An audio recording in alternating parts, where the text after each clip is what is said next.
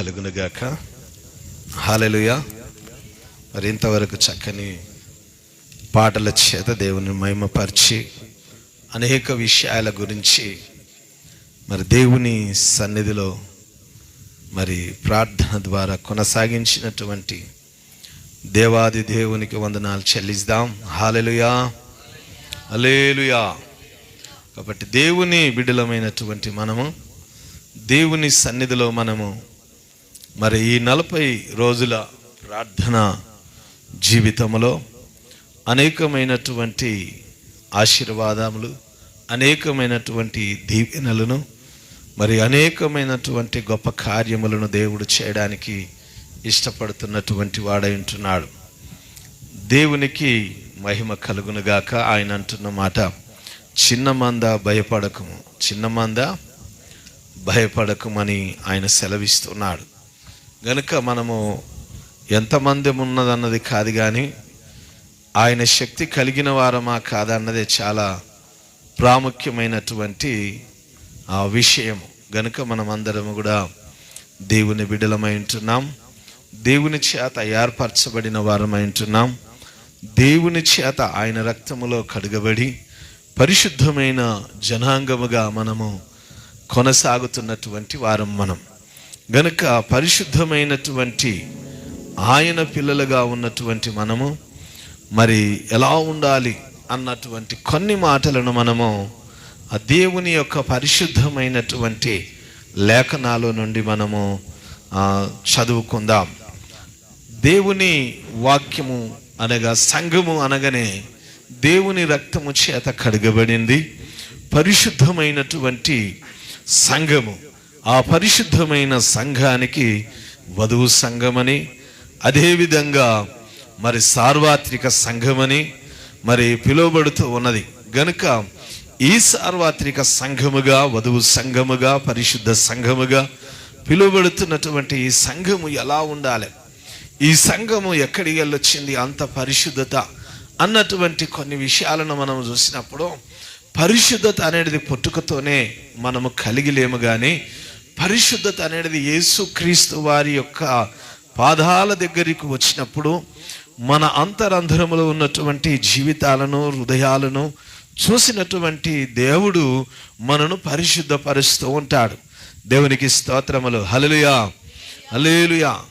ఒక మనిషి గురించి మనం ఆలోచన చేసినప్పుడు, మందిరానికి రావడం ఇష్టం లేకపోయినా, లేదా ఏదో అలవాటు ఉండి దేవుని మందిరానికి రాలేకపోతున్నా, మంచిగా అయిపోయిన తర్వాత నేను మందిరానికి వస్తా అన్నటువంటి ఆలోచనతో చాలామంది ఉంటారు. కానీ దేవుని మందిరానికి వచ్చేంత వరకు కూడా వాళ్ళ జీవితాలు మార్చబడవు. ఎందుకు అనంటే వాళ్ళు దేవుని సన్నిధిలోనికి రారు గనక, దేవుడు వారిని దర్శించడు గనక. ప్రియమైనటువంటి బిడ్డలైనటువంటి మీ అందరికీ కూడా తెలియజేస్తున్న మాట ఏమంటే, వారు ఎప్పుడైతే తాగుబోతుగా ఉన్నటువంటి వారైనా, లేదు వారికి ఇంకా వేరే ఏదైనా అలవాట్లు కలిగి ఉన్నప్పటికీ కూడా, అలవాట్లు మాలలేని టైంలో కూడా వాళ్ళు దేవుని మందిరములోనికి వచ్చి కూర్చుంటే వారు మెల్లమెల్లగా మానడానికి ఆస్కారం ఉంటుంది. దేవుడు వారితో మాట్లాడడానికి ఆస్కారం ఉంటుంది. గనుక వాళ్ళు అలా కొనసాగుతుండగా దేవుడు ఏదో ఒక రోజు వాళ్ళ హృదయాన్ని తడతాడు. ఆ తట్టినప్పుడు వారు చేసినటువంటి వారి క్రియలు వారికి జ్ఞాపకం వస్తుంటాయి, వారి పాపము వారికి జ్ఞాపకం చేస్తూ ఉంటుంది. గనుక పాపము వారికి జ్ఞాపకం చేస్తూ ఉండగా వాళ్ళ తప్పులు వాళ్ళు తెచ్చుకొని అంత మంచి మందిరానికి, అంత పరిశుద్ధమైన దేవుని మందిరానికి, పరిశుద్ధమైన జనాంగములో నేను పాపిని ఎలా ఉండగలను అన్నటువంటి ఆలోచన కలిగిన వారిగా ఉంటారు. గనుక అంటే నేనుగా వెళ్ళనిగా మందిరానికి, ఆ పరిశుద్ధుల మందిలో నేను పాపిని కూర్చోలేనని వాళ్ళు ఒకవేళ వాళ్ళ మనసులు అలా అనుకుంటున్నారంటే వారి పాపాలు వారికి జ్ఞాపకం వచ్చినాయి. అంటే వారిలో మార్పు అనేది స్టార్ట్ అయిపోయింది, వారిలో పశ్చాత్తాపం అనేది స్టార్ట్ అయిపోయిందని మనము గమనించుకోవాలి. దేవునికి స్తోత్రములు. హల్లెలూయా. అందుకని దేవుని దగ్గరికి వచ్చినటువంటి వారిలో అనేకమైనటువంటి అద్భుతాలు జరిగినాయి, కానీ ఇంట్లో కూర్చున్నోనికి ఎవరికి అద్భుతాలు జరగలే. 12 సంవత్సరాలు రక్తస్రావం కలిగినటువంటి స్త్రీ విషయం అందరికీ తెలిసిందే, ప్రతి క్రైస్తవునికి. ఆమె లేవలేని స్థితిలో ఉన్నదన్న సంగతి కూడా తెలిసిన వాళ్ళే. కానీ యేసు మాట విన్న తర్వాత, చూడాలని ఆశ కలిగిన తర్వాత లేవగలిగింది. ఎవరి సాయము లేకుండగా యేసు దగ్గరికి వెళ్ళగలిగింది. ఎవరి సాయము లేకుండగా ఇసుకేస్తే రాలనటువంటి ఆ జనాంగములో నుండి ఆయనను ముట్టగలిగింది. దేవునికి స్తోత్రములు, హల్లెలూయా. అంటే దేవుని మీద తాకాలే, దేవునిని చూడాలన్నటువంటి ఆశ కలిగిన వారు కూడా జక్కయ్య మనకు కనిపిస్తాడు. అనేకులను మోసము చేసిన వాడే, అనేకమైనటువంటి సుఖము వసూలు చేసి ఒకదానికి ఒకటి చక్రవడ్డీలేస్తూ అనేకులను పీడించినటువంటి వాడే. కానీ ఒక దినమున యేసును చూడాలన్నటువంటి ఆశ కలిగింది. యేసు దగ్గరికి రాగలిగినాడు, మార్పు చెందగలిగినాడు. అబ్రహాము కుమారునిగా పిలువబడినటువంటి వాడు. దేవునికి స్తోత్రములు, హల్లెలూయా. కనుక దేవుని బిడ్డలారా, ఇలా చెప్పుకుంటూ పోతే చాలా సంగతులు ఉంటాయి. కానీ అలా చేర్చబడిన వారే, రకరకాల జీవితాలలో ఉన్నటువంటి వారు సంఘములో చేర్చబడినటువంటి వారుగా ఉంటున్నారు.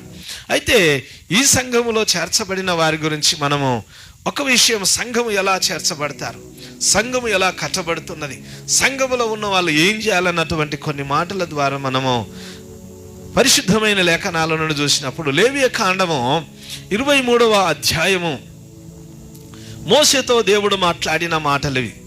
లేవియ కాండము 23వ అధ్యాయము 24వ వచనం.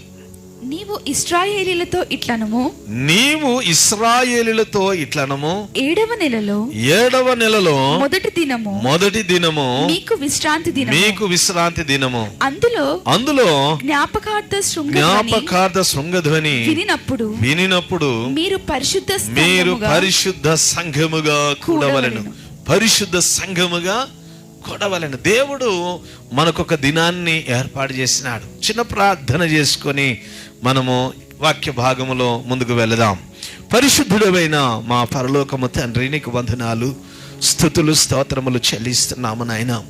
ఇంతవరకు నీ బిడ్డలు పాడినటువంటి పాటలను మీరు విన్నారు. వారు స్తుతించిన ఆ స్తుతి నీకు సింహాసనముగా మార్చబడినందుకు నీకు స్తోత్రములు చెల్లిస్తున్నాం. పరిశుద్ధాత్ముడా, చేసిన ప్రతి ప్రార్థనకు మీరు జవాబును అనుగ్రహిస్తున్నారని మేము విశ్వసిస్తున్నాం.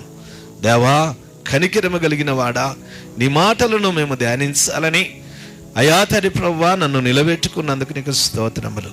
ఇటు మాటలు నీ బిడ్డలు వినుచుండగా దేవా, ఈ మాటలను అంగీకరించగలిగినటువంటి అయా హృదయాన్ని మీరు దయచేయండి. ఎందుకంటే వాక్యము నీది, మేమందరము కూడా నీ పిల్లలమై ఉంటున్నాం. మాతో మీరు మాట్లాడి నీ రాకడకు మమ్మలను సిద్ధపాటు చేయమని యేసు నామములో అడుగుచున్నాము తండ్రి, ఆమేన్. హల్లెలూయా.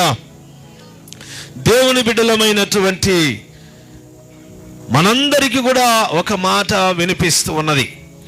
మీరు పరిశుద్ధ సంఘముగా కూడవలెను. పరిశుద్ధ సంఘముగా కూడవలెను.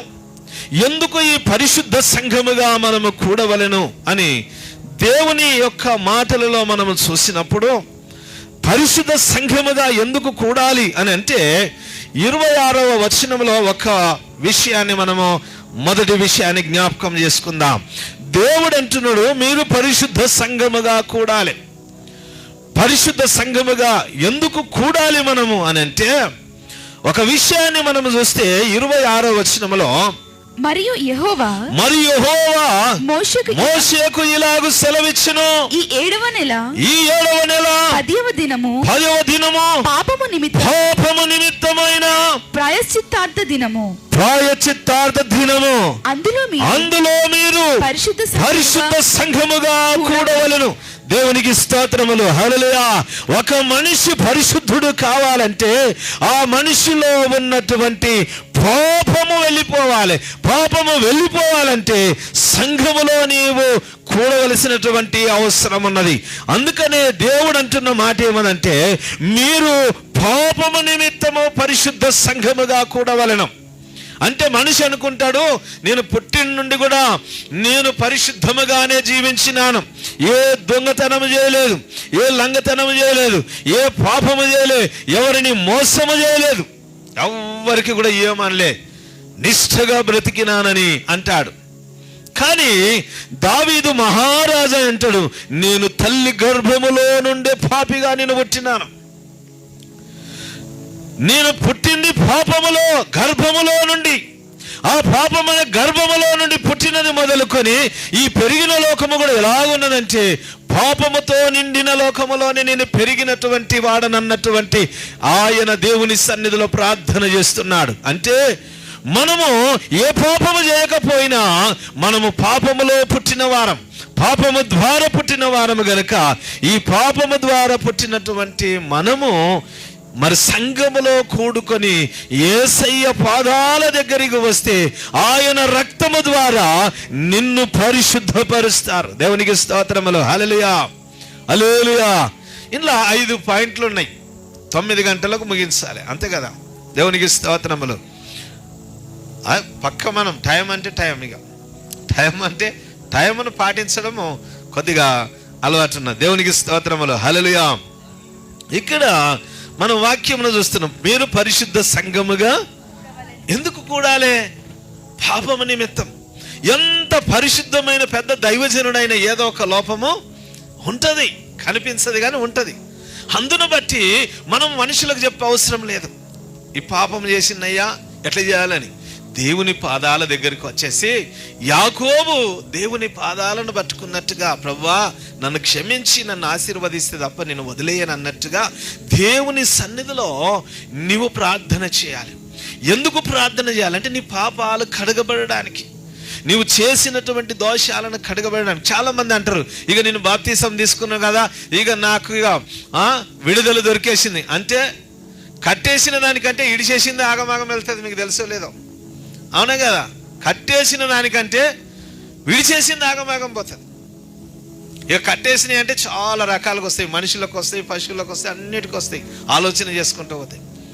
అంటే నీవు అనుకుంటున్నావు ఇక పాపంలో నుండి నేను పరిశుద్ధతలోకి పోయినా ఇక నాకు అంటూ ఏది లేదు. లేలే, పాపం అనేది రోజు మన చుట్టూ తిరుగుతూనే ఉంటుంది, ఎప్పుడు పట్టుకుందినా అని. అందుకని దానికి దొరకకుండా మనం ప్రతిదినము కూడా తెలిసి తెలియక ఏదైనా నాలో తప్పు ఉన్నా పాపం ఉంటే క్షమించండి నాయన, నన్ను సరిచేయి. ఎందుకు అని అంటే మనం బల్లలో పాలు పంపులు పంచుకున్నప్పుడు పౌలు గారు కొరింథీ సంఘానికి అంటాడు కదా, మిమ్ములను మీరే తీర్పులోనికి రాకుండా మీరు తీర్పులు చేసుకోనండి, మిమ్ములను మీ పాపాలను జ్ఞాపకం చేసుకోనండి, మిమ్ములను మీరు ఆలోచన చేసుకోనండి. అప్పుడు ప్రభువు యొక్క సన్నిధిలోనికి వచ్చినప్పుడు పరిశుద్ధముగా ఉంటారు. ప్రభు సన్నిధిలోనికి వచ్చి నేను పాపిని గాను ప్రభువా నీ అంత పరిశుద్ధునంటే వానంత పాపి భూమి మీద ఇంకొకడు ఉండడిగా. అందుకని దేవుని బిడ్డలమైనటువంటి మనము పరిశుద్ధ సంఘము అనగా మనము సంఘములో కూడుకున్నప్పుడల్లా మనను మనం జ్ఞాపకం చేసుకున్నాలి. చూడరాని చూసినమేమో, నడవరాని చోటుకి నడిచినమేమో, మాట్లాడరానటువంటి మాటలు మాట్లాడినమేమో, ఏదైనా విషయం ఉండొచ్చు, ఏది చేసినా పాపమే. కనుక పాపమును బట్టి మనము మొదటి విషయంలో సంఘముగా కూడాలి. ఎందుకు కూడాలి? మనము పాపములను ఒప్పుకోవడానికి కూడాలి. మరి మార్కు సువార్త మనము చూసినప్పుడు మార్కు సువార్త 8వ అధ్యాయము 38వ వచనములో చూస్తే, వ్యభిచారమును పాపమును చేయు ఈ తరము వారిలో. ఏ తరం ఇది? పాపము చేసే తరం, పాపములో నడిచే తరం, పాపమును ఆలోచించే తరము. దేవునికి స్తోత్రములు. ఏది లేకపోయినా చేతిలో ఫోన్ ఉంటే పాపం ఉన్నట్టుగానే మన చేతులుగా. ఇక ఎవ్వనికి అనే అవసరం లేదు, చెప్పే అవసరం కూడా లేదు. ఇక చేతిలో ఫోన్ ఉన్నదా, నీ పాపమునే పట్టుకొని తిరుగుతున్నామని. అందుకనే ఇక్కడ మాట్లాడుతున్నటువంటి మాట చదవండి. వ్యభిచారమును పాపమును చేయు ఈ తరము వారిలో నన్ను గూర్చియు నా మాటలను గూర్చియు సిగ్గుపడు వాడెవడును వానిని గూర్చి మనుష్య కుమారుడు తన తండ్రి మహిమ కలిగిన వాడై పరిశుద్ధ దూతలతో కూడా పరిశుద్ధమైన దూతలతో కూడా వచ్చినప్పుడు సిగ్గుపడతాడు. దేవునికి స్తోత్రములు. ఎంత ఘోరమైన పరిస్థితి కదా, ఎంత ఘోరమైనటువంటి స్థితిది. యేసు క్రీస్తు వారి యొక్క సింహాసనము ఎదుటికి వచ్చినప్పుడు వానిని చూసినప్పుడే అసహ్యము కలిగిందంటే మనకు కూడా అప్పుడప్పుడు అనిపిస్తుంది. నటించి వాడిని నటన తెలియనప్పుడు బాగానున్నాక నటించిన తర్వాత ఏదో ఒక రోజు బయటపడిన తర్వాత వాడు సత్యమైన మాటలు పలికినప్పుడు అప్పుడు మన మనసులో అనుకుంటాం, ఎంత జుట ఉన్నావు కదరా నీవు అనుకుంటాం. మనసులో వానికి అంటాం కానీ మన మనసులో అనుకుంటాం. అవునా కదా? చాలా మంది చూసారా? అప్పుడు వాని మాటలను బట్టి మనం సిగ్గుపడతాం. అలా యేసు క్రీస్తు వారి సన్నిధిలోనికి వచ్చినప్పుడు మనను చూసి ఆయన సిగ్గుపడకూడదు, అసహించుకునకూడదు. దేవునికి స్తోత్రములు, హల్లెలూయా. కాబట్టి దేవుని బిడ్డలమైనటువంటి మనము చాలా జాగ్రత్తగా జీవించాలి. పాపములను ఒప్పుకుంటూ జీవించాలి. నేను ఎప్పుడు పాపినే ప్రభువా అంటూ ఉండాలి. ఏ ప్రార్థన చేసినప్పుడు ఎప్పుడు యేసు రక్తంలో కడగబడ్డం, ఇక పాపములు కాదు, ఇక మనం అడగవలసినవి అడగాలని అది కాదు, అడగవలసినవి అన్ని కూడా అడగాలి. కానీ మొట్టమొదట మోకరించినప్పుడే ఈ పాపిని క్షమించు, పరిశుద్ధపరచు నాయన అనాలి. పవిత్రమైన జీవితాన్ని అనుగ్రహించు ప్రభు అనాలి. నిజమైన నీ బిడ్డలుగా జీవించే అవకాశమును మాకు దయచేయండి నాయన అనాలి. ఆయన సర్వాధికారము కలిగినటువంటి వాడు, క్షమించగలిగినటువంటి మనసు కలిగినటువంటి వాడు. దేవునికి స్తోత్రములు, హల్లెలూయా. రెండో విషయానికి వచ్చినప్పుడు ఇదే లేవియ కాండములో 28వ అధ్యాయములో ఈ మాట ఉంటుంది. ఎందుకు మనము కూడుకునాలి, ఎందుకు మనము కూడుకునాలి. మొదటి మాట చదివినాము కదా, పాపములను ఒప్పుకోవడానికి కూడుకునాలి, పాపములను ఒప్పుకోవడానికి కూడుకునాలి. రెండవ మాట ప్రాయశ్చిత్తము చేసుకొనడానికి దేవుని సన్నిధిలో మనం సంఘముగా కూడుకునాలి. చదవండి అమ్మ. ఆ దినమున 28 మీరు ఏ పనియు చేయకూడదు, మీ దేవుడైన యెహోవా సన్నిధిని మీరు మీ నిమిత్తము ప్రాయశ్చిత్తము చేసుకొనుటకు అది ప్రాయశ్చిత్తార్థ దినము. ఏ దినం అది? పాపాలను ఒప్పుకునాలి, సంఘములో కూడుకున్నప్పుడు ప్రాయశ్చిత్తం చేసుకునాలి, కడిగేసుకుంటూ ఉండాలి. మనకు మందిరం యొక్క విశేషము, గుడారం యొక్క విశేషమును మనకు తెలిసినట్లయితే దేవుని మందిరములోనికి రావాలంటే చాలా కష్టమైనటువంటి పనం. ఎందుకంటే ఆవరణములో ఉన్నటువంటి మనిషి మందిరములోనికి రావాలంటే రాలేడు. పాపములను ఒప్పుకొనకుండగా మందిరము లోపలికి రాలేడు. లోపలికి రావాలంటే బలిపీఠమును దాటాలి, బలిపీఠము తర్వాత గంగాళమును దాటాలి, గంగాళములో కడుక్కున్న తర్వాతనే మందిరములోనికి రావాలి, పరిశుద్ధమైన స్థలములోనికి రావాలి.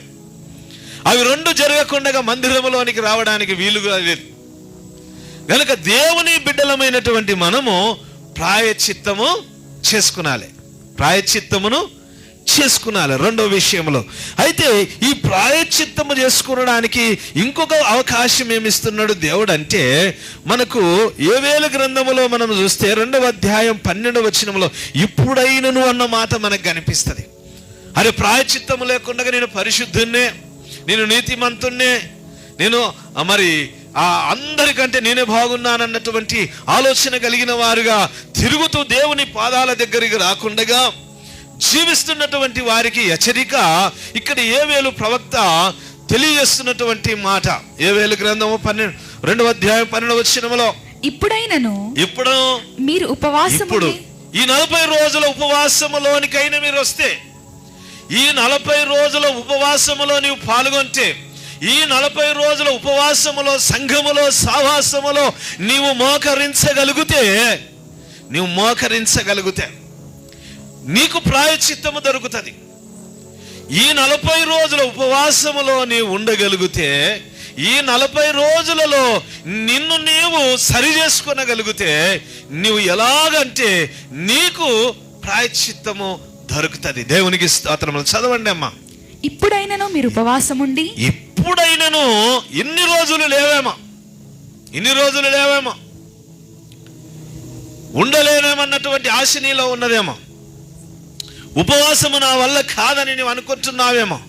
కానీ నీకు ప్రాయశ్చిత్తము జరగాలంటే, నీ పాపాలు క్షమించబడాలంటే నీవు ఎలాగుండాలంటే ఇప్పుడైనా మనసు మార్చుకొని ప్రభువు యొక్క పాదాల దగ్గరికి నువ్వు రాగలిగితే దేవుడు అంటున్నాడు, ఇప్పుడైనను చదవండి, మీరు ఉపవాసం ఉండాలి. ఉపవాసం ఉండి కన్నీరు విడుచుచు. ఏం చేయాలంటే ఉపవాసం ఉండి ఉట్టిగానే కాదు, మరి ఉపవాసం ఉండి నువ్వు కన్నీరు విడిచి దుఃఖించుచు మనసు పూర్వకముగా తిరిగి నా యొద్దకు రండి. తిరగాలి. నువ్వు ఎక్కడోక్కడో తిరుగుతున్నావు, ఏదేదో ఓటాల దిక్కు తిరుగుతున్నావు, ఎక్కడెక్కడో చౌరస్తాల్లో కూర్చుంటున్నావు, కానీ అసలైనటువంటి నీకు రావలసిన దీవెనల దగ్గరికి నీవు రావడం లేదు. ప్రాయశ్చిత్తము కలిగే చోటుకు నీవు రావడం లేదు. పరిశుద్ధమైన దేవుని సంఘములో నువ్వు పాల్గొంటలేవు గనక నువ్వు ఈ రోజైనా తిరిగితే నీకు మేలు కలుగుతుంది నాయన. ఈ రోజైనా నువ్వు తిరగాలి. ఇన్ని రోజులు తిరగలేవేమో, ఇన్ని రోజులు నువ్వు రాలేమో, కానీ ఈ రోజన్నా నువ్వు తిరిగితే ఏం దొరుకుతుందంట? చదవండి అమ్మ. ఈ రోజైనా తిరిగి నా యొద్దకు రండి. ఇదే యెహోవా వాక్కు. ఒకవేళ తిరిగి వస్తే చదవండి అమ్మ, ముందున్న వచ్చిన మీ దేవుడైన యెహోవా, నీ దేవుడైన యెహోవా కరుణ వాత్సల్యం కలిగినటువంటి వాడు, శాంతిమూర్తియు అత్యంత కృప కలిగిన వాడు గనుక తాను చేయనుద్దేశించిన నీకు ఏదైతే నీ తిరుగుడను చూసి, నీ మాటలను చూసి, నీ ప్రవర్తనను చూసి, నీ ఉంటున్న విధానమును చూసి అసలు నిన్ను భూమి మీదనే లేకుండా చెయ్యాలన్నటువంటి ఆలోచన కలిగినటువంటి ఆయన మనసు మార్చుకొని నిన్ను క్షమించి నీ స్థితిని మార్చడానికి, నీ పాపములను క్షమించడానికి ఆయన రక్తముతో నిన్ను కడిగి నిన్ను పరిశుద్ధమైన జనుల మధ్యలో కూర్చొనబెడతాడు. గనుక నీవు మనసు మార్చుకొని ప్రాయశ్చిత్తము చేసుకోవడానికి రావడానికి దేవుడు ఒక మంచి అవకాశం ఇస్తున్నాడు. ఈ రోజైనా రా. ఈ 40 రోజులలో ఏదో ఒక రోజు నువ్వు పాల్గొని దేవుని వాక్యమును వింటే దేవుడు నిన్ను క్షమించి ఒక ఉన్నతమైన వ్యక్తిగా నిన్ను నిలబెట్టగలుగుతాడు. దేవునికి స్తోత్రములు. హల్లెలూయా, హల్లెలూయా. దేవునికి స్తోత్రములు. ఈ రోజైనా నువ్వు తిరిగిరా. ఈ రోజైనా ఎందుకు మనము సంఘముగా కూడుకున్నాలంటే 2వ వచనం ఏమనుకున్నాము? ప్రాయశ్చిత్తమును చేసుకొనుట. ఈ రోజైనా తిరిగి ఇన్ని రోజులు రాలేదు నాయన, క్షమించండి. ఈ రోజు వచ్చిన నువ్వు క్షమించే దేవుడవు గనుక దేవా నన్ను క్షమించు అని నువ్వు కన్నీరు విడిచి ప్రార్థన చేయగలిగితే దేవుడు నిన్ను తప్పకుండా క్షమిస్తాడు. దేవునికి స్తోత్రములు. 3వ మాట చూసుకుంటే దేవుని బలిపీఠముగా మారవలసినటువంటి వారము, బలిపీఠముగా కట్టవలసిన వారము, బలిపీఠము మీదికి దిగి వచ్చిన అగ్నిగా మనము మండవలసిన వారమైంటున్నాం. ఎజ్రా గ్రంథమును మనము చూసినట్లయితే 3వ అధ్యాయము 1వ వచనములో ఇక్కడ మనము కొన్ని మాటలను చూస్తాం. ఎజ్రా గ్రంథము 7వ నెలలో ఇశ్రాయేలీయులు తమ తమ పట్టణములకు వచ్చిన తరువాత జనులు ఏక మనసు కలిగిన వారై, ఏక మనసు కలిగిన వారై యెరూషలేములో కూడి యోజదాకు కుమారుడైన ఇక్కడ చదవండి. యోజదాకు కుమారుడైన యెహోషువాయును యాజకులైన అతని సంబంధులను షయల్తీయేలు కుమారుడైన జెరుబాబేలును అతని సంబంధులను లేచి దైవజనుడైన మోషే నియమించిన ధర్మశాస్త్రం నందు రాయబడిన ప్రకారముగా దహన బలులను అర్పించుటకై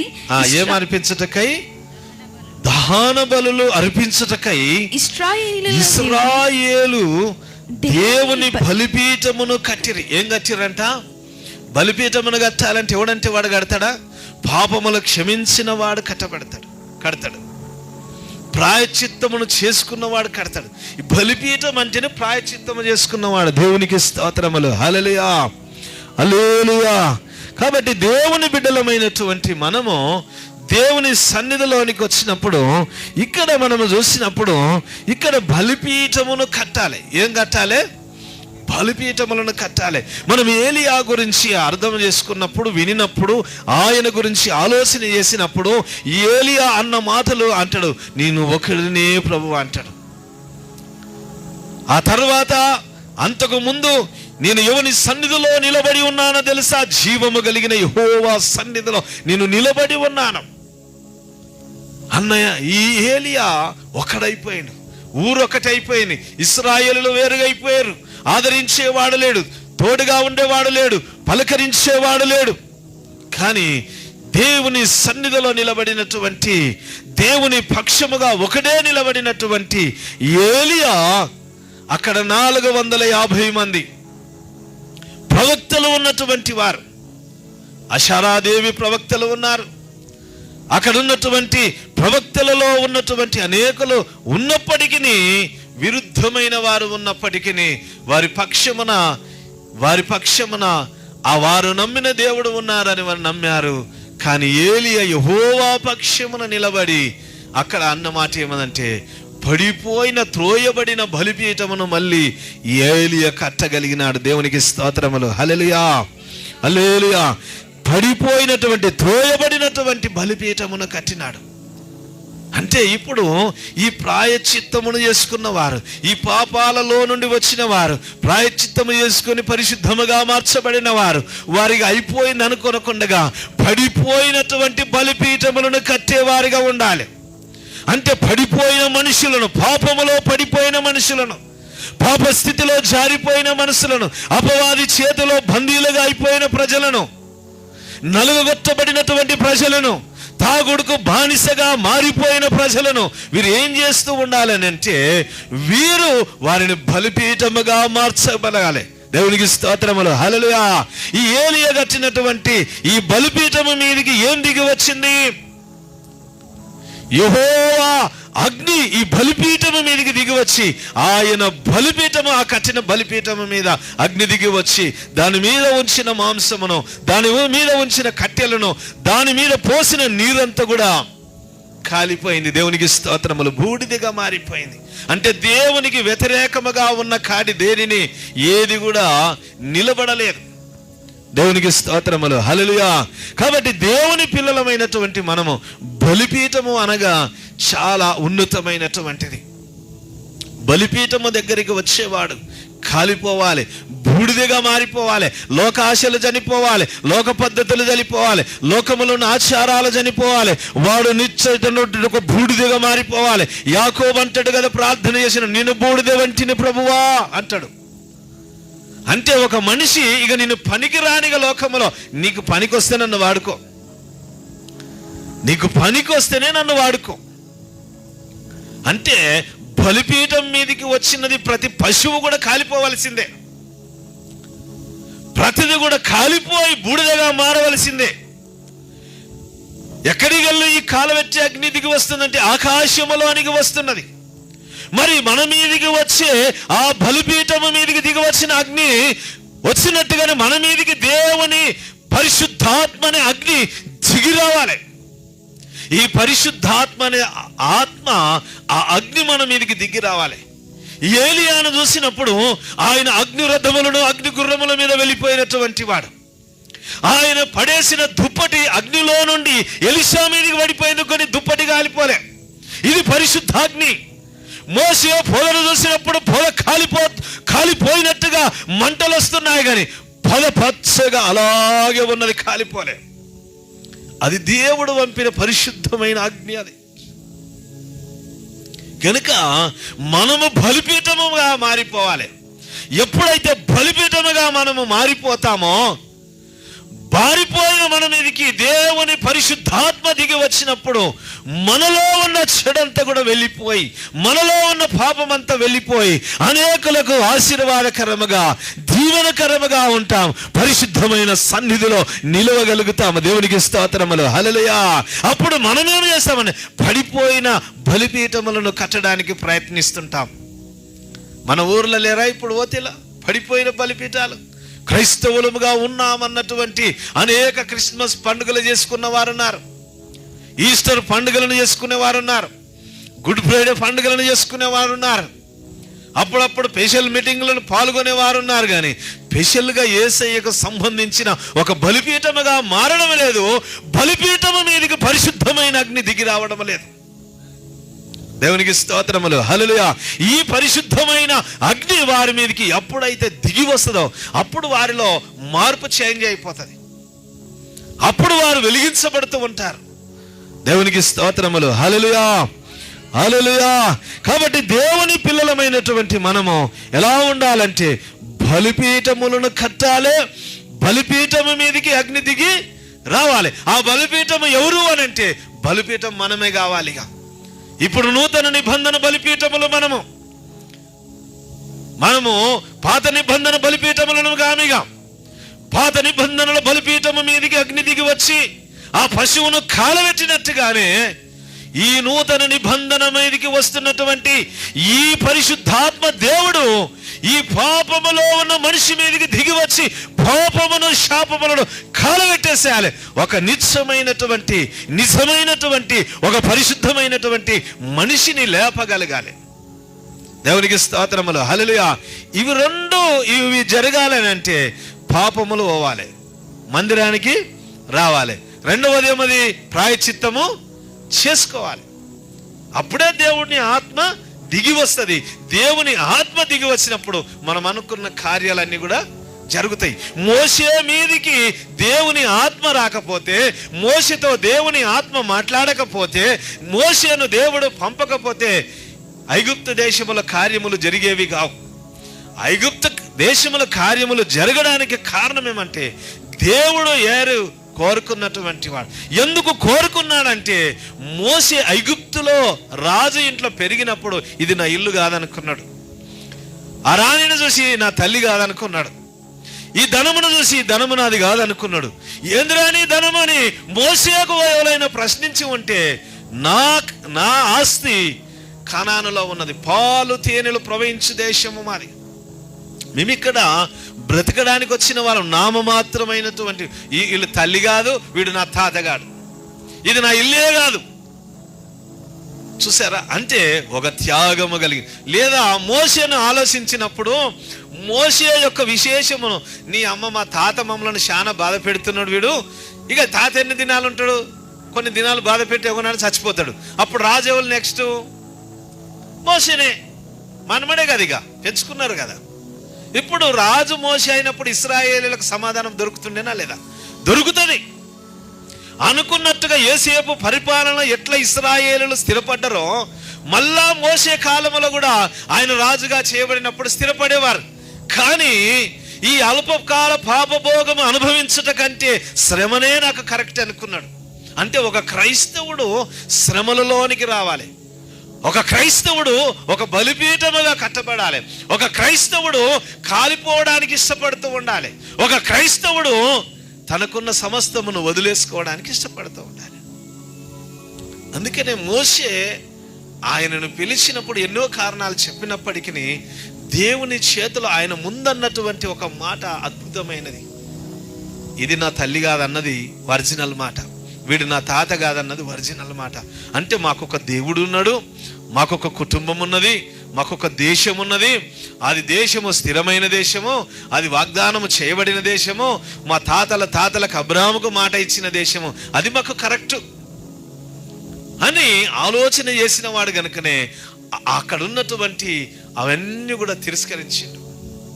అందుకనే పాపభోగము అనుభవించుట కంటే ఒక నిందల పాలులో జీవించడమే నాకు కరెక్ట్ అనుకున్నాడు. దేవునికి స్తోత్రములు, హల్లెలూయా. దేవునికి స్తోత్రములు. మనము ఇంకొక మాట, 4వ మాట చూసుకుంటే, ఇంకా చాలా విషయాలు ఉన్నాయి కానీ 4వ మాట చూసుకుంటే ఉపవాసము గురించి ప్రార్థించేవారు. ఈ బలిపీఠముగా మార్చబడి పరిశుద్ధాత్మను పొందుకున్నవారు, పరిశుద్ధ అగ్ని వారి మీద దిగి వచ్చిన తర్వాత వారు రకరకాల అన్ని భాషలు మాట్లాడగలుగుతారు. చాలా మంది భాషలు లేవంటారు. ఎప్పుడు పరిశుద్ధపడ్డ బాప్తీసం రోజే నేను పశ్చాత్తాపడి పాపాలు ఒప్పుకొని బాప్తీసం తీసుకున్న రోజే నేను పరిశుద్ధాత్మను పొందుకున్నానని అంటాడు. దీనికి ఒక కౌంటర్ ఏమదంటే పరిశుద్ధాత్మకు బాప్తీసానికి అంత తేడా ఉండదు. పరిశుద్ధాత్ముడు బాప్తిస్మము లేని చిన్నపిల్లల మీద ఆయన ఆత్మను కుమ్మరించగలుగుతాడు. మరి ఎట్లా వచ్చిండో అప్పుడు? వాళ్ళకి బాప్తిసమే లేదు కదా, వాళ్ళ మీద కూడా ఎందుకు దేవుని ఆత్మ కుమ్మరించబడ్డది? అంటే వారి అంతరంగములో ఉన్న హృదయము కడగబడినది ఆయనకు కనిపిస్తే చాలు. దేవునికి స్తోత్రం. ఇక ఆత్మ పొందుకున్నాము, బాప్తిసము అక్కర్లేదు అన్నది కూడా కరెక్ట్ కాదు.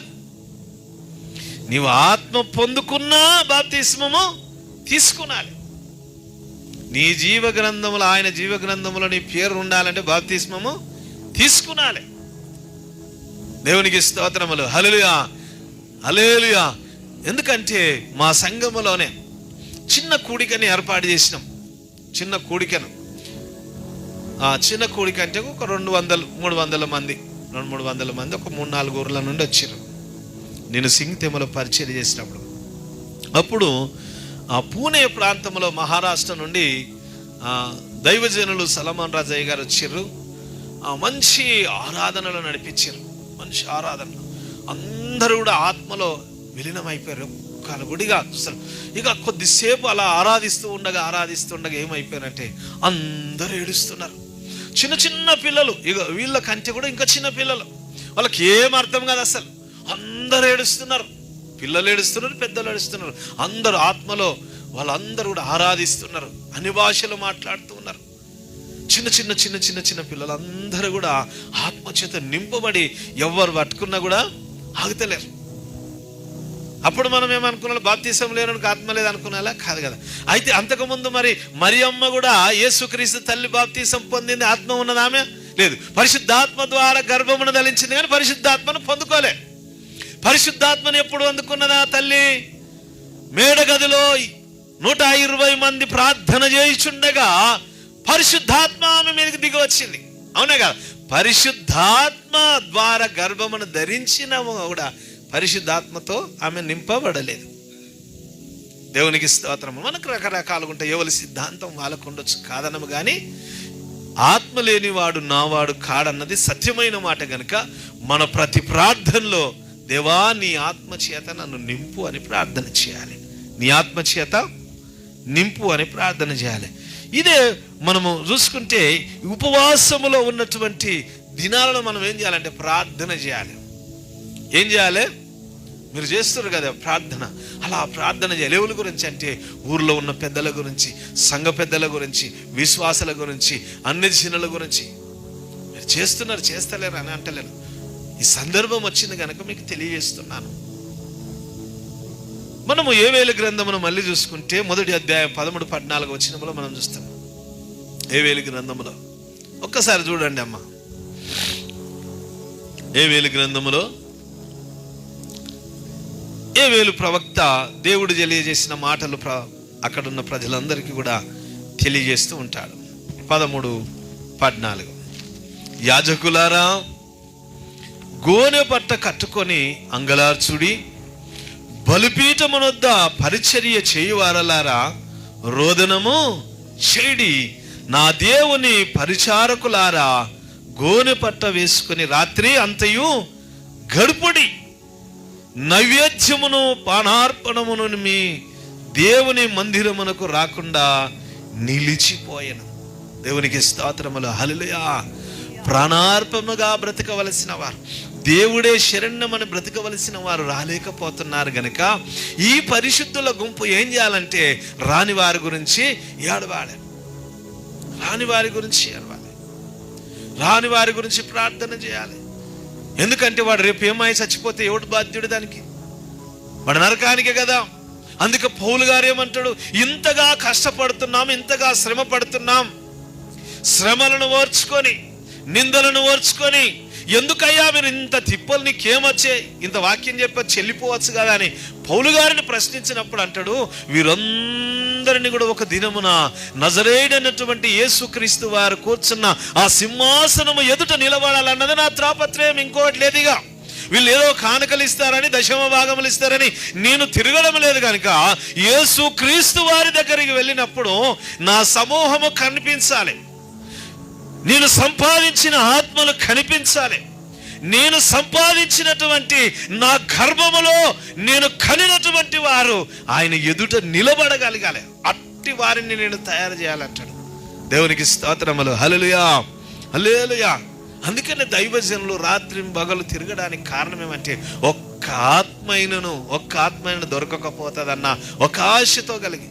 అందుకని యేసుక్రీస్తు వారు కూడా అదే మాట చెప్తాడు, 99 గొర్రెలను వదిలేసి ఒక్క గొర్రె గురించి వెళ్ళిన. ఎందుకంటే ఆ ఒక్క గొర్రె కూడా నశించడం ఆయనకి ఇష్టం లేదు, ఒక్క గొర్రె కూడా నశించడం ఆయనకి ఇష్టం లేదు.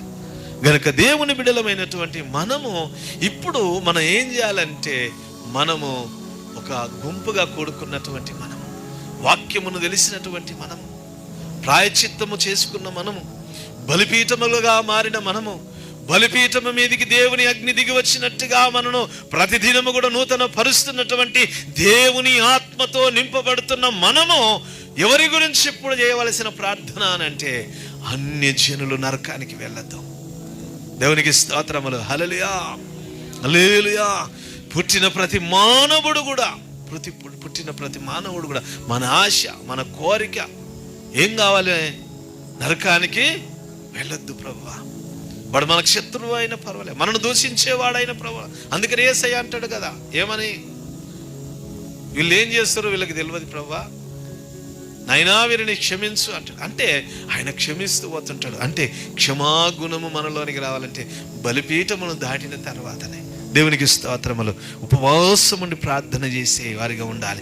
ఈ ఉపవాసం ఉన్న గుంపు ఏమైతుంటుంది? ఇక పరిశుద్ధతలోనికి వచ్చి శ్రమలు స్టార్ట్ అవుతూ ఉంటాయి, ఇబ్బందులు స్టార్ట్ అవుతూ ఉంటాయి, అనేవారు స్టార్ట్ అవుతుంటారు, అపవాది మనల్ని టార్గెట్ చేస్తూ ఉంటుంది.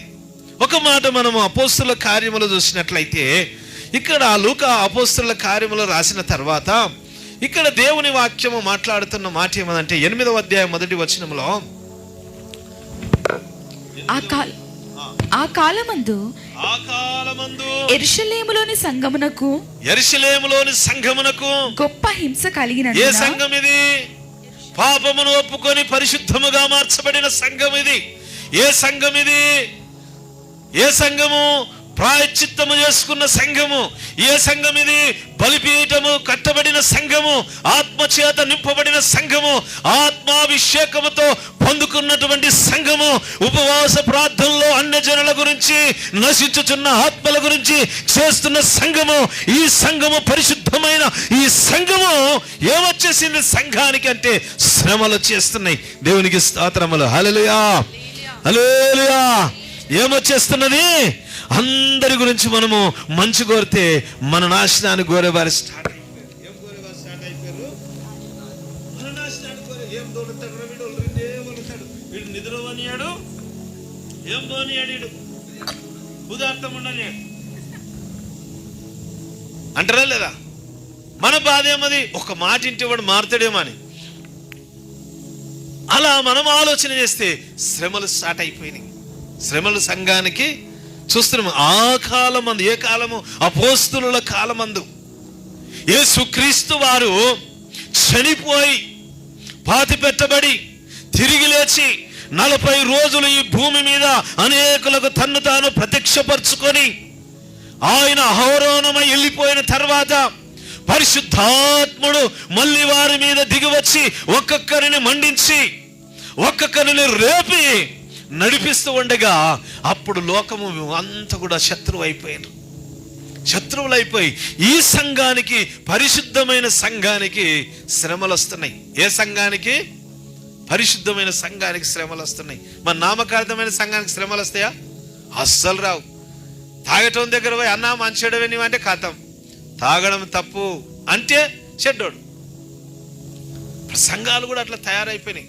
వాడు రాస్తే కానుకేస్తే సరిపోతుంది, ఇక నాకేం అవసరం లేదంటాడు. వాడు రాకపోతే బాధ ఏమది? మళ్ళీ ఫోన్ చేసి వాడు కుర్చీల మీద కూర్చొని కురికినా పర్వాలే. కానీ మనమంట వేరు. ఇక్కడ ఈ పరిశుద్ధమైన సంఘము కూడుకొనుచున్నగా వ్యతిరేకత వచ్చింది, హింస వచ్చింది. అపోస్తులు తప్ప అందరూ యూదయ సమరయ దేశముల యందు చెదిరిపోయారు. ఇక్కడ మనం చూసుకుంటే అపోస్తులు పెద్ద మనుషులు మాత్రమే ఒక రూములో ఉండి గడియ వేసుకొని ప్రార్థిస్తున్నారు. మిగతా విశ్వాసులందరూ కూడా చెదిరిపోయారు. ఎందుకు? హింస వచ్చేసింది. చంపబడుతున్నారు, రంపములతో కోయబడుతున్నారు, చెరసాలలో వేయబడుతున్నారు. వీళ్ళందరూ కూడా ఎక్కడెక్కడికి వెళ్ళిపోతున్నారంటే వేరు వేరు వేరు వేరు ప్రాంతాలకు వారు యూదయ సమరయ దేశముల యందరూ చెదిరిపోయారు. దేవునికి స్తోత్రములు. హల్లెలూయా, హల్లెలూయా.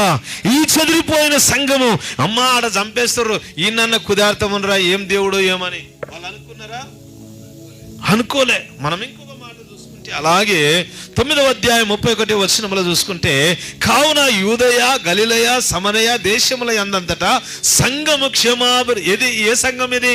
చెదిరిపోయి వచ్చిన గుంపిది. వాళ్ళు చెదిరిపోయినరు కానీ వారిలో ఉన్న విశ్వాసము తగ్గలే. వాళ్ళు చెదిరిపోయారు, పారిపోయినరు కానీ వారిలో ఉన్న మంట తగ్గలేదు.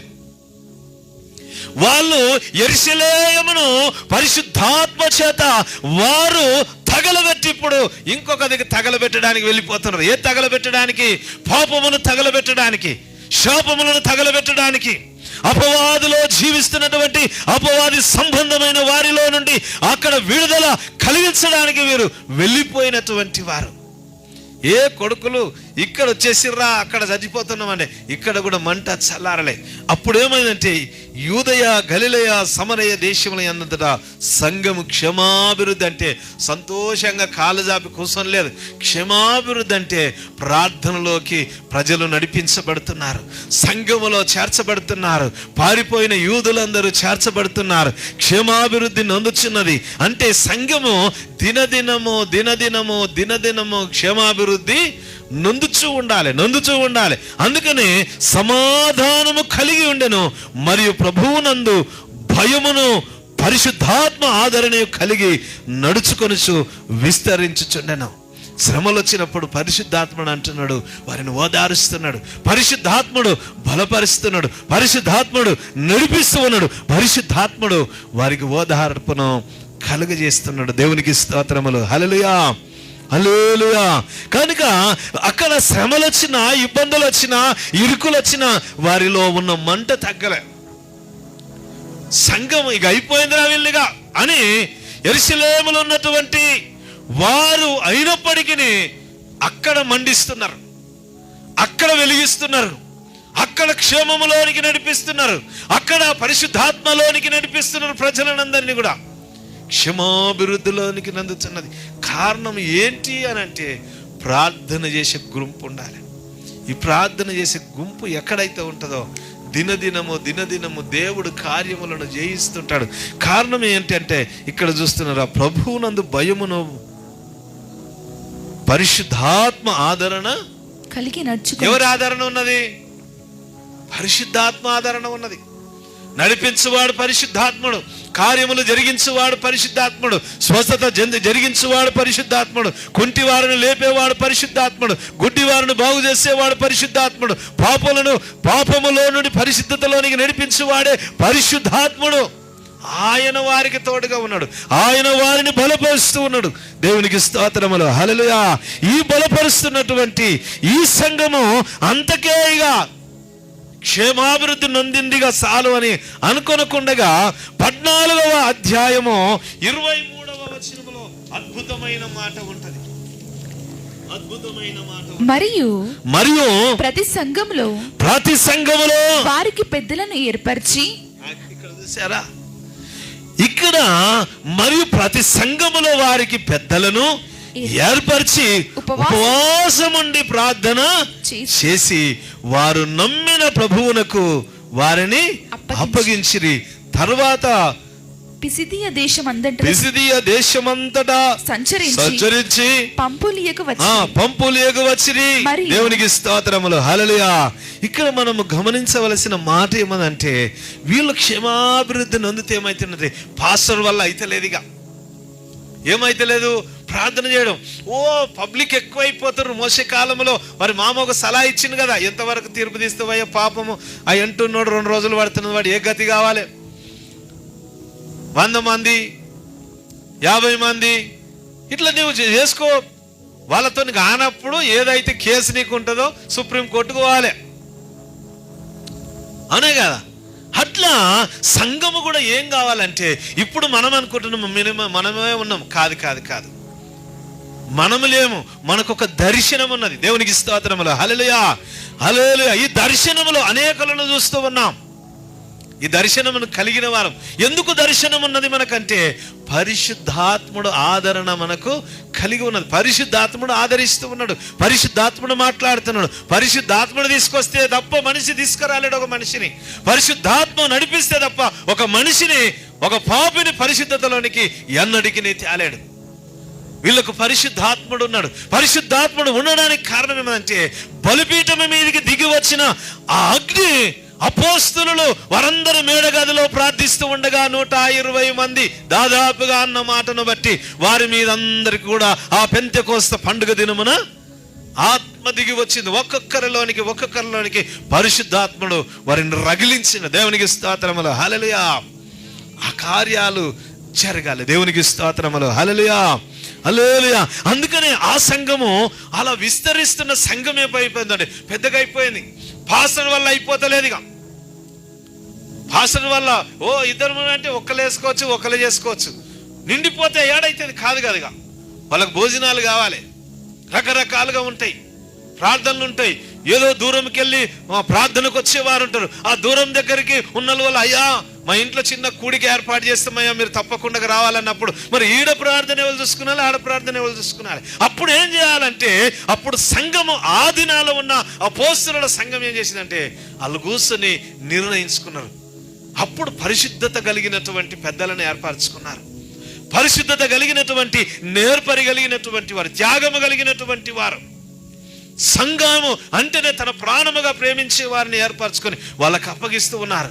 నేను వచ్చేంత వరకు మీరు నడిపించండి, నేను ఫలాని ఊరికి వెళ్ళిపోతున్నాను, అక్కడ ప్రార్థన చూసుకొని వచ్చేటాలకే అయితే కొద్దిగా లేటుగా కూడా కావచ్చు కనుక మీరు ఆరాధన నడిపించండి. చక్కగా మీరు నడిపించారు కదా, దేవునికి స్తోత్రములు, హల్లెలూయా.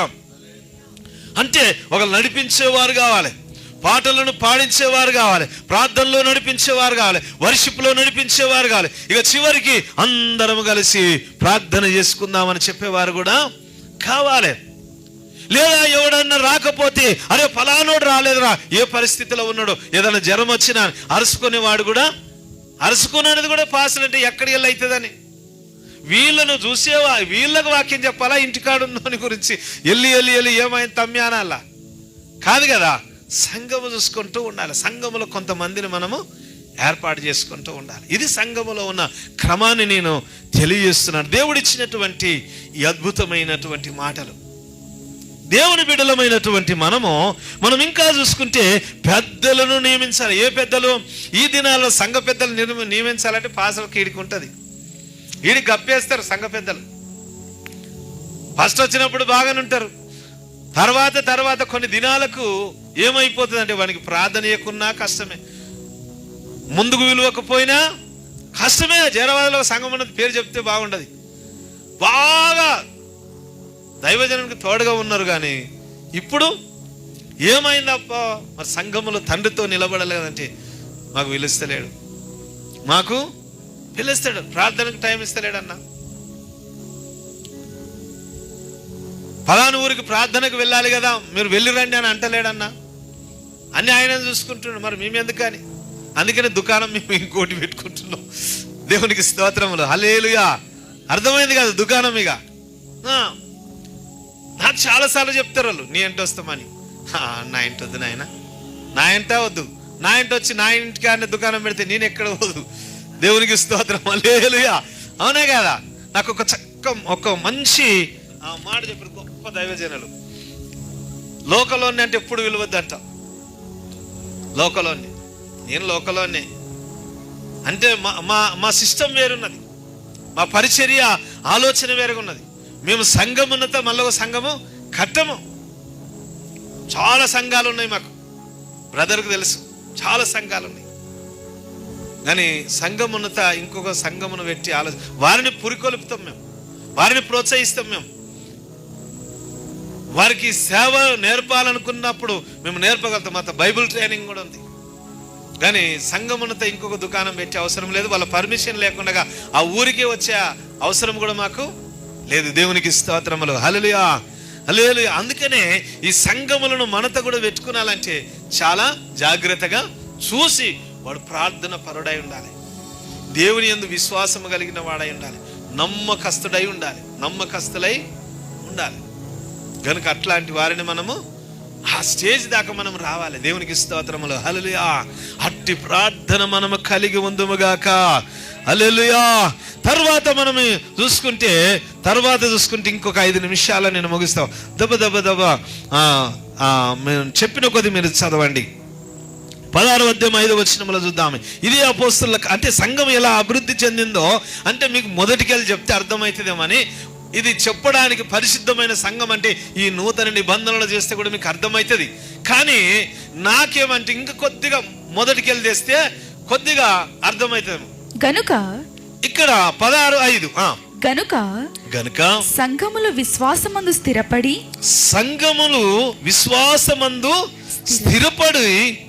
అనుదినము లెక్కకు విస్తరిస్తూ ఉండాలి. ఇలా విస్తరించాలంటే ఏం చేయాలి? సంఘములో ఏముండాలి? ప్రార్థన కలిగిన వారై ఉండాలి. సంఘములో ఏముండాలి? విశ్వాసము నమ్మకస్తులైన పెద్ద మనుషులు కూడా ఉండాలి. వీళ్ళందరూ కలిసి రాని వారి గురించి ప్రార్థన చేసేవారై ఉండాలి. వీళ్ళు ఏం చేయాలంటే ఒక్కొక్కరిని ఒక వారం పట్టుకురావాలి. ఏం లేదు ఇక్కడ. దేవునికి స్తోత్రం. నువ్వు ఏ తిప్పలు పడతావో, కాళ్ళు మొక్కుతావా, ఏళ్ళు మొక్కుతావా, వాడు నరకానికి వెళ్ళకూడదు అనుకుంటే మనము మన అహమును చంపుకొని, మన ఉద్దేశములు, మన అహంకారాలను చంపుకొని మనము వాని కాళ్ళ మీద పడి తమ్మి ఒక్కసారి రా అని అనాలి. అంటే మన కానుకలు వస్తే ఏమన్నా తక్కబడ్డదని కాదు, వాడు నరకానికి వెళ్ళకూడదని. అప్పుడు ఏం చేస్తాడంటే దేవుడు తప్పకుండా మన బాధను, మన కష్టమును చూసిన దేవుడు వానిలో కార్యములు జరిగిస్తూ ఉంటాడు. దేవునికి స్తోత్రములు. హల్లెలూయా, హల్లెలూయా.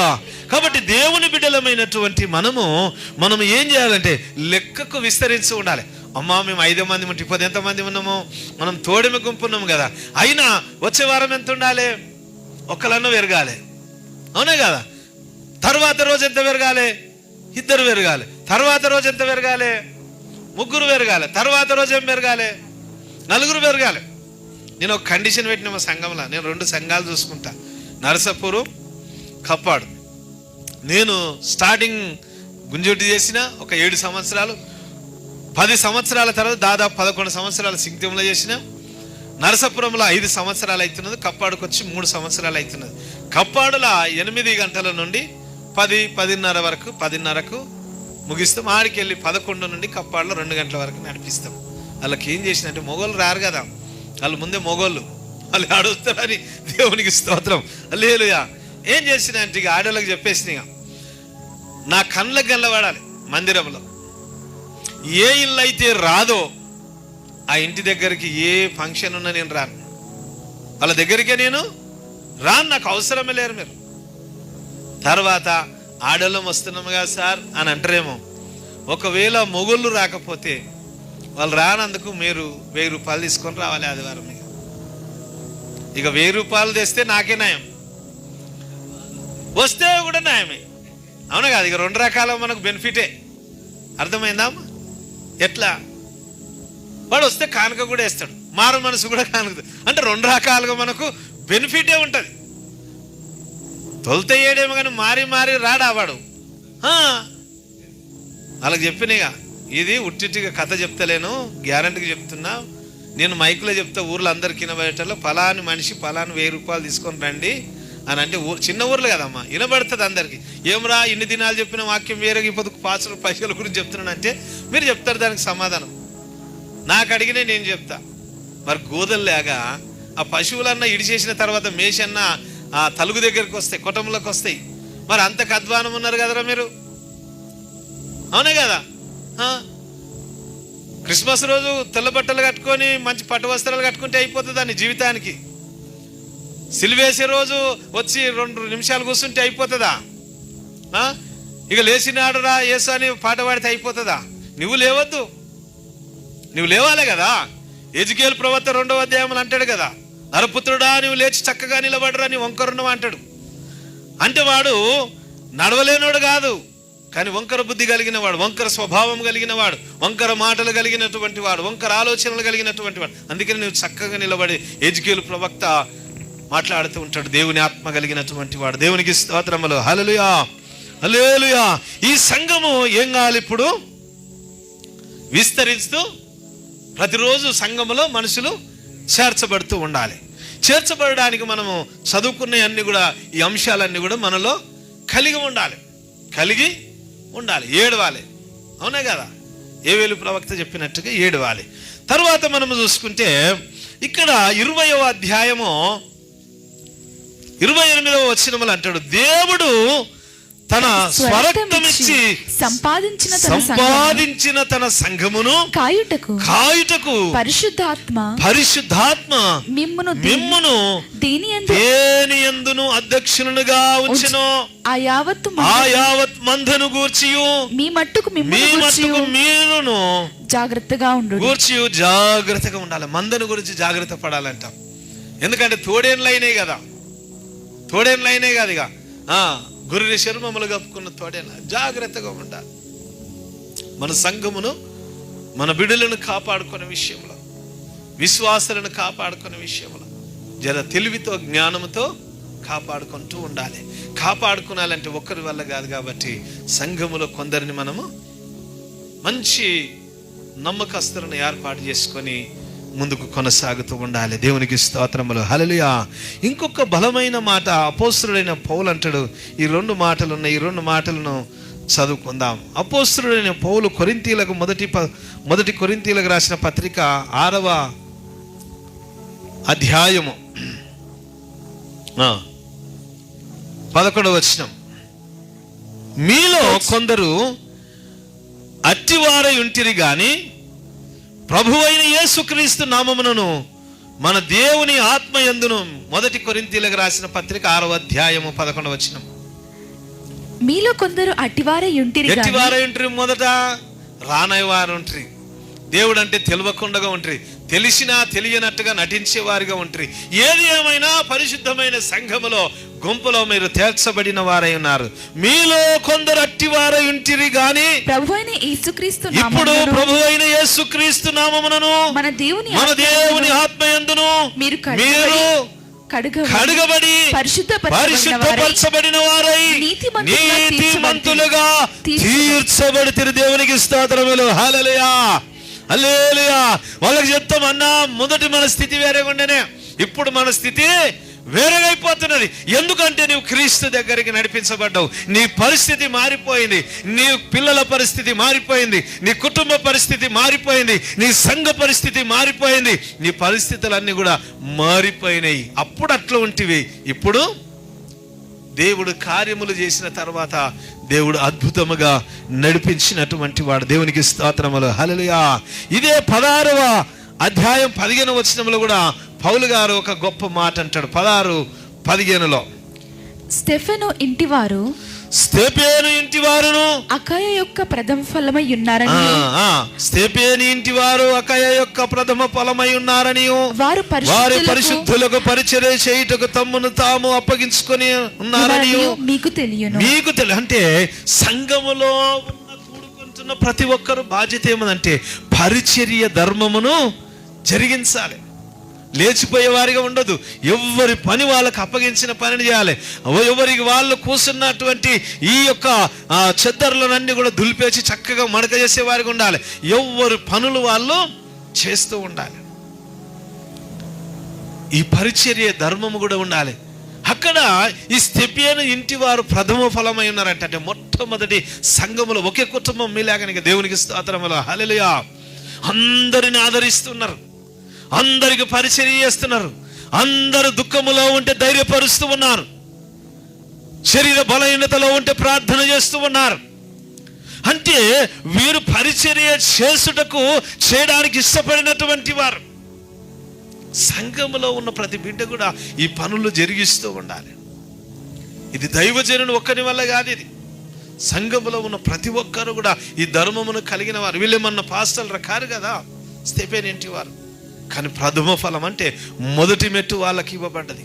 మొదటి ఆశీర్వాదముల చేత నడిపించబడ్డాడు, పరిశుద్ధాత్మ చేత ఎన్నుకోబడినటువంటి వారు. కనుక మొదటి తెస్సలోనీయులకు రాసిన పత్రికలో ఇది చదువుకొని ముగిద్దాము.